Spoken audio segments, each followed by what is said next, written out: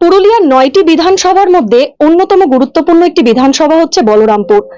বিগত নির্বাচনে এই বিধানসভায় লিড করেছিল বিজেপি, আর এবারে একেবারে নতুন প্রার্থী যিনি কৃষক পরিবার থেকে উঠে এসেছেন। 2014 সাল থেকে যিনি সক্রিয়ভাবে রাজনীতির সঙ্গে যুক্ত। আমরা আমাদের মধ্যে পেয়েছি পুরুলিয়ার বিজেপি প্রার্থী জলধর মাহাতোকে। আমরা সরাসরি শুনে নেব ওনার নির্বাচনী প্রচার কিরকম সাড়া।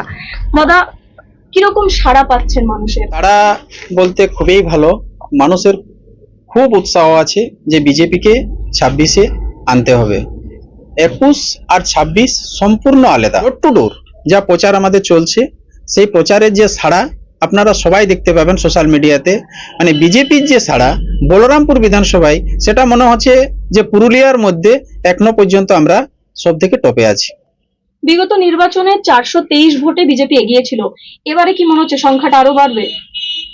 অনেক বাড়বে, 30,000 প্লাস হবে।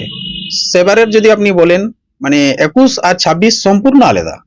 মানুষের বহুত বহুত বুঝে গেছে যে 26-এ পরিবর্তন হবে আর হবেই।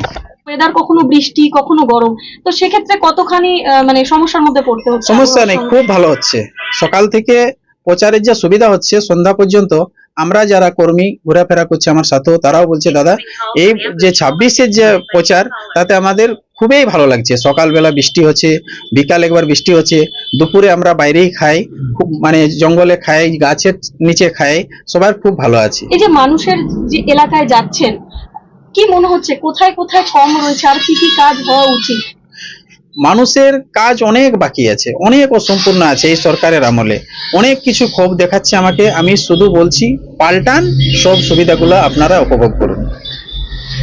আপনি জিতলে প্রথম কি কি কাজ আপনার টার্গেট রয়েছে করার? আমার প্রথম কাজ হলো যে স্কুলগুলোতে যেগুলো শিক্ষা, সেই শিক্ষায় শিক্ষক নিয়োগ করা।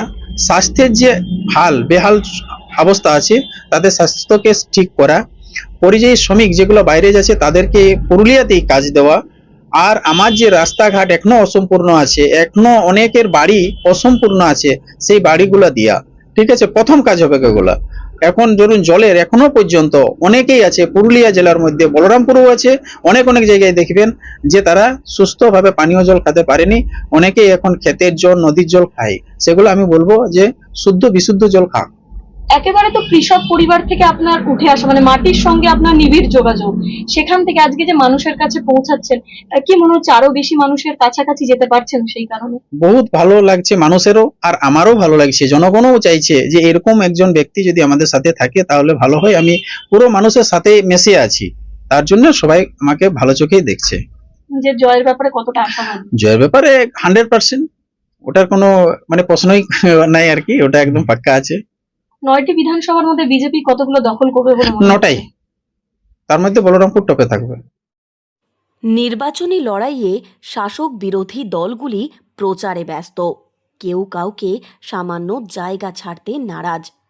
26-এর নির্বাচনে গুরুত্বপূর্ণ বলরামপুর বিধানসভা। এই বিধানসভা কেন্দ্রে প্রচারে ঝড় তুলছেন বিজেপি প্রার্থী জলধর মাহাতো। কখনো তিনি পৌঁছে যাচ্ছেন মানুষের দুয়ারে, আবার কখনো নিজের হাতে সাধারণ মানুষের সাইকেল সারাচ্ছেন। তার এই অভিনব প্রচার ইতিমধ্যেই সাড়া ফেলে দিয়েছে সর্বত্র। এবারেই বলরামপুর বিধানসভা কার দখলে যায় সেটাই এখন দেখার বিষয়। পুরুলিয়া থেকে শর্মিষ্ঠা ব্যানার্জির রিপোর্ট, লোকাল 18 বাংলা।